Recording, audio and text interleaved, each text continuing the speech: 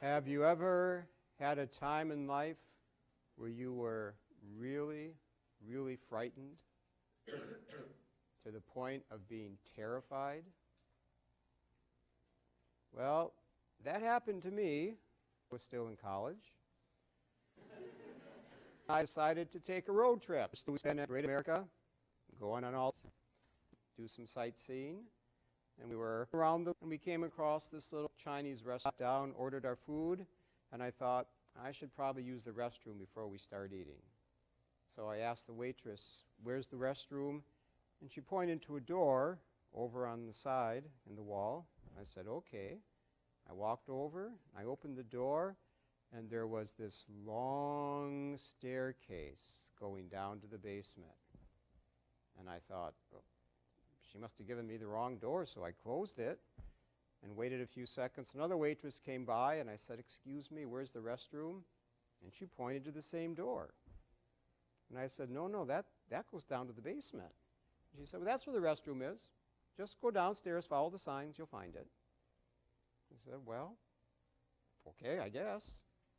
So I went down these long stairs into this basement, and there was a sign, restroom, went around a corner, and then I stopped because I was absolutely amazed at what I encountered.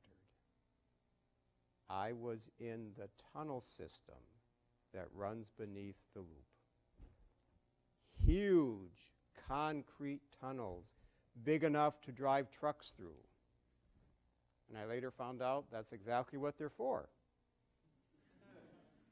It's too busy up on the streets for trucks to make deliveries, so they all come underneath through this tunnel system to drop off their deliveries at the various stores and restaurants. And I was just absolutely astounded by this. So I started walking through the tunnel system. And I was the only person down there. It was like one of those stories, the last man left on earth. I just fascinated by this. So I kind of walked around a little bit, and I thought, oh, I better get back upstairs. The food's going to be coming soon. So I eventually found the restroom. Yes, they do have restrooms down in the tunnel system. So I finished using the restroom, and I was about to leave, and the door opened, and this big guy came in, planted himself right in front of the door. And just like in the movies, he opened up his jacket, and there were watches hanging up and down. And he looked at me and said, you want to buy a watch? Well, the naive kid from Wisconsin says, no, thank you, I don't need one today. I quickly realized that was not the correct answer.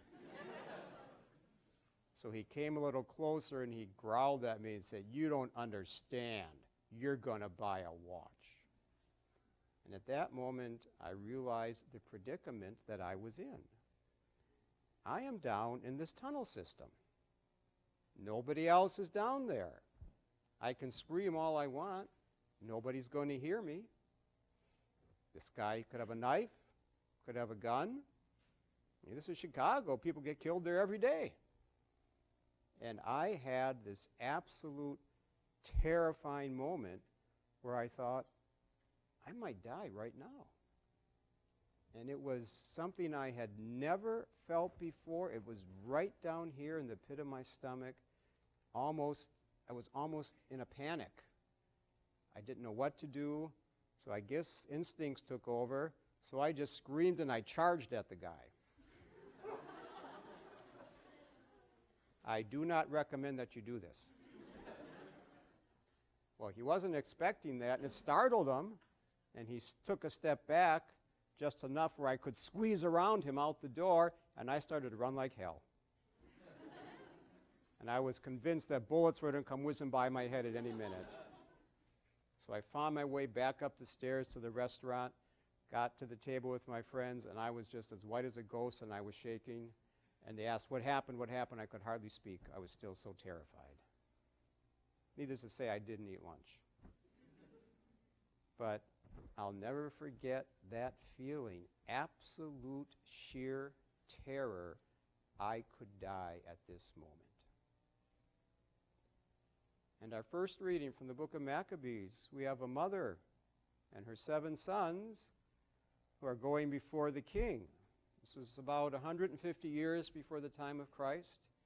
King Antiochus was trying to impose Greek culture and Greek laws and Greek religion on the whole world, including the Jewish people. And this mother and her 7 sons, they were going to resist. And they knew that they were going to die. And I can only imagine the feelings that they had down here, knowing my life is now over. Where do people get the courage to become martyrs for the faith? I think that I'm convinced it is not humanly possible. I don't think we can have that much courage. It has to be a direct gift of grace from the Holy Spirit to be that courageous in a moment where I am about to face certain death. Now, we all live in America where life is relatively peaceful, although, as we know, the darkness is spreading even in our country. Even here at St. Thomas, the darkness is spreading, but we're probably not going to face martyrdom tomorrow. But around the world, every day there are Christians who are martyred for the faith every day. Hundreds, thousands, tens of thousands are martyred for the faith. How do they all find that courage? I do not think it is humanly possible. Every time a Christian steps forward and will take death before denying the faith, it has to be a direct gift of infused grace from the Holy Spirit. I don't think there's any other way to explain it. So perhaps today we can take a moment and pray for all of our brothers and sisters in the faith, some who will probably be martyred yet tonight. May they receive the grace from God to remain strong and never deny the faith.